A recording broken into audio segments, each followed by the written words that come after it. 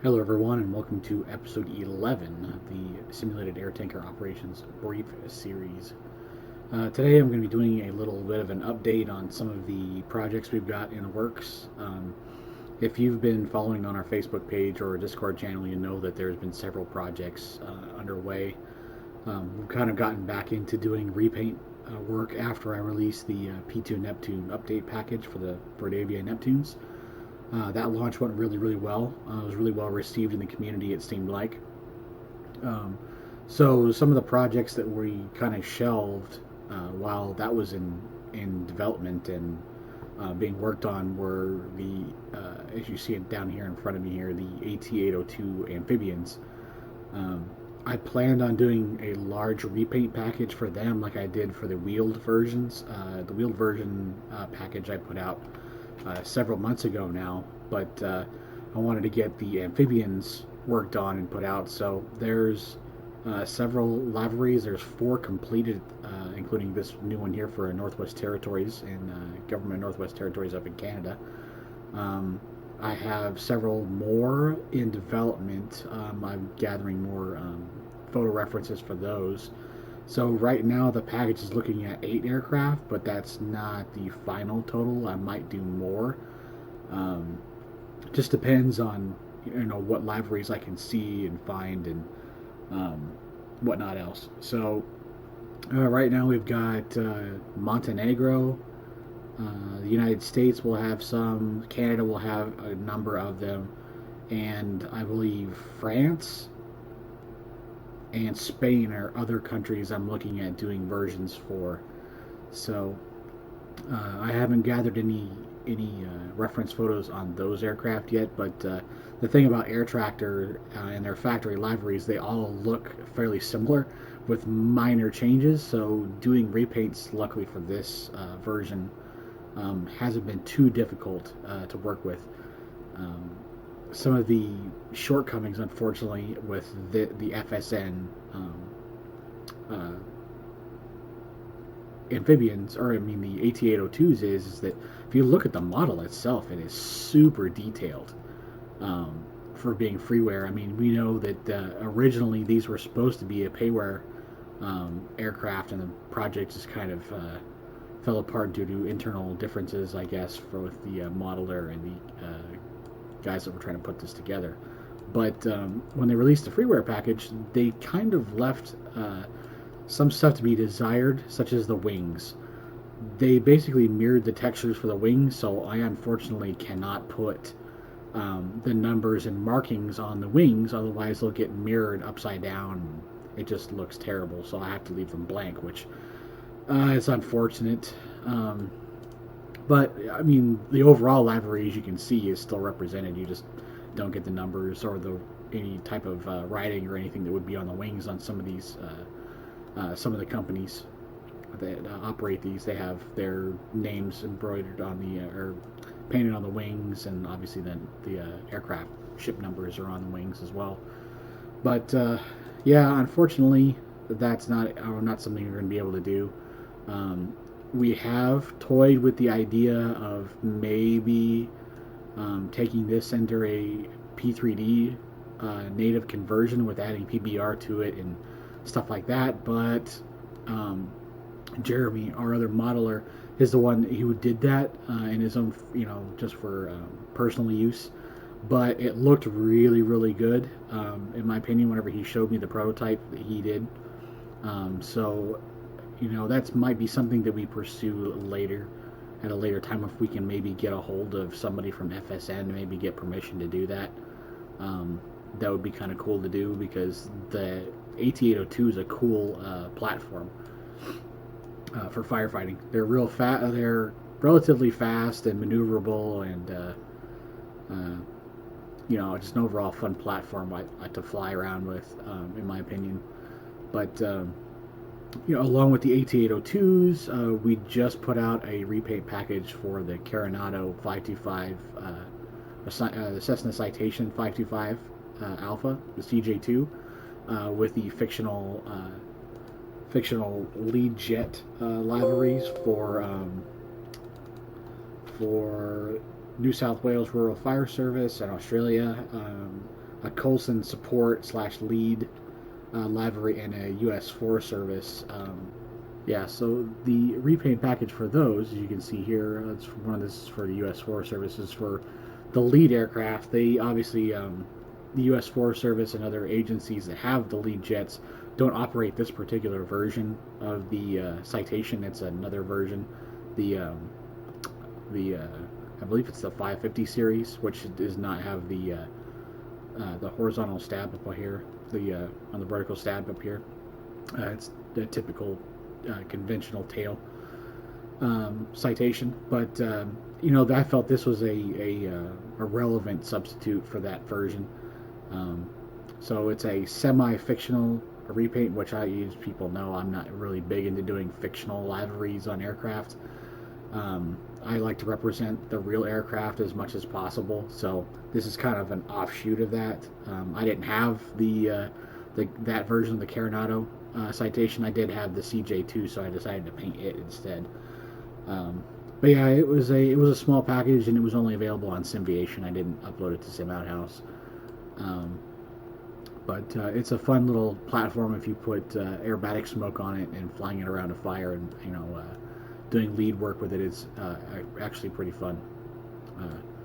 It matches well with any of the other jet engine tankers that are out there that you can fly around on with Firefighter X. So the biggest update for this video I wanted to touch on is our conversion project that we're working on currently, and that's the Bombardier Q400-AT, the air tanker version of the Q400, obviously. The Q400, as you can see here, is ours is going to be based off of the Dreamwings Q400, which, in my opinion, is a very, very good base. From what I've flown, there are some things that I am changing with it,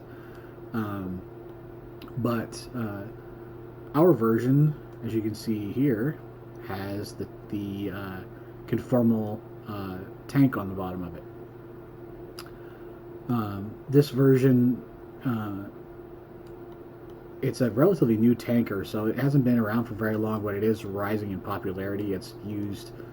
Conair is the company that converts the Q400, so they are the primary operators of the Q400. It's used, obviously, in Canada. It's used in France, and it's also used in the U.S. now. The state of Alaska actually contracted one from Conair recently to be used on state contract, and it was flown, I believe, last year down to Australia even, and it served their bushfire season down there. I've heard people say that they've flown one down there before, but I can't recall. I just know that it was down there for sure last season. So this platform is rising in popularity. The Q400 is slated to replace Conair's CV580s up in Canada, which is a 2,000-gallon class tanker. The Q400 carries about 2,600 gallons and change, I believe, offhand. So it's a very good platform. In this conformal retardant tank, you might recognize as the RJ85, the sister platform of the BAE 146 used by Neptune Aviation down in the U.S. And Aeroflight is the partner with Conair in the U.S. that also flies the RJ85s with this similar conformal retardant tank design. That's where you might recognize this tank design from, wrapping around the fuselage of the airplane. So, yeah, this is the conversion project that I'm currently working on. So it's going very well. As you can see, it's very far along. I've done some flight dynamics updates to it for the tanker version, since it flies a little bit different, obviously, than the passenger version would. I've also done some adjustments to the virtual cockpit. I noted that in my testing that I personally felt like the virtual cockpit was too close to the ground. I felt like you were right down on the runway, which, the Q400 is has a low cockpit anyway. So, but this was I felt unrealistically low. So I did an adjustment to that, from the stock version. So, but yeah, as you can see, it's the Dreamwings version is a very good base, and I'm glad I got the permission from George Arana, who did the FSX conversion, a native conversion of this model. Gave me permission to modify it, and it's a great base, and I'm glad I'm able to use it as the base for this. And this is going to be one of my first higher definition tanks. As you can see, there's it's not just a bubble on basically on the fuselage. It has the fuel or the refuel ports on either side, and this thing, the fairing for the tank doors is modeled into the tank. So this will be a cool aircraft. I think I've been flying it quite a bit, getting used to it, and seeing if I can get it as close to the flight envelope as what I can find, with reference and things like that. And there's been several people that have come forward that are either in contact with crew members that are flying this aircraft currently with Conair, and I also was offered information from a pilot himself for any information I might need to gather for this aircraft. So that is really, really cool, and I'm glad that we've got people in the community that they're really keen to supporting aircraft like this being brought online. And this will be the first non-U.S. air tanker that I've actually done a conversion for, which is pretty cool in my opinion. It's a cool platform, and I'm glad have my skills have kind of increased significantly. I feel over the last few months or so, and it's kind of culminating into being able to add this cool looking tank to this airplane. So unique tank too. So yeah, that's kind of an update for that. We also have another conversion I'm going to try and attempt to get permission for, and that's doing another rotary wing one, and that's for an AW-139. Now, the conversion project for that would entail making essentially the Los Angeles Fire Department versions, which has the I believe it's a 400-gallon external tank on the belly. I do have a prototype of that here that I will show. And this is it here, actually. As you can see, it has the prototype square tank on the bottom of it, and this is an LA City Fire livery. The tank on the bottom here would be what I would be converting this model to have. It's a good model. It was a P3D or FSX native model, but it was P3D native, or not P3D native, but you could use it in P3D version 4 and above. So the prototype will have a similar snorkel design as I had with the Bell 412 and 212 design, where the snorkel is essentially invisible until you go to use it and it appears. The real AW-139s, I believe, have a retractable snorkel that actually goes back up inside the tank, but I'm not able to do that at this particular moment. So just having the activated snorkel is probably how that's going to work with these, if I'm able to get permission to do that particular conversion for these. But that's another possible conversion that I might do after the Q400 is done. And the Q400 right now I'm looking at, it's probably going to be a P3D version 4 and above only conversion. Now, that doesn't mean that FSX may or may not get a version, but it will be a separate version. It won't be built into a single version. So my early testing with it and trying to revert it to FSX native after doing the tank conversion and stuff like that, it did not work. It would not appear properly in P3D. There was a lot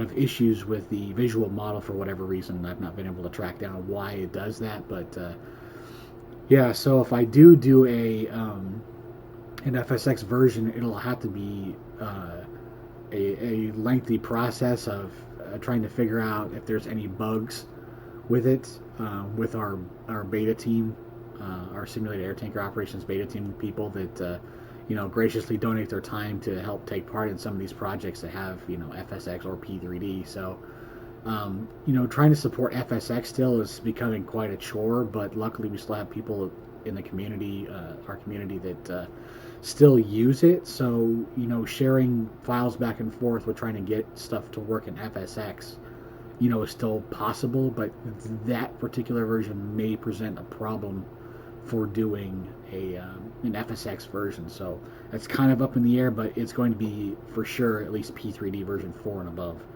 So, and same thing would go for the AW-139. If I could get away with making it FSX native still, then it'll work in both FSX and P3D. But we'll see if I can get permission from the author who made this model, if I can do the helitanker version of it.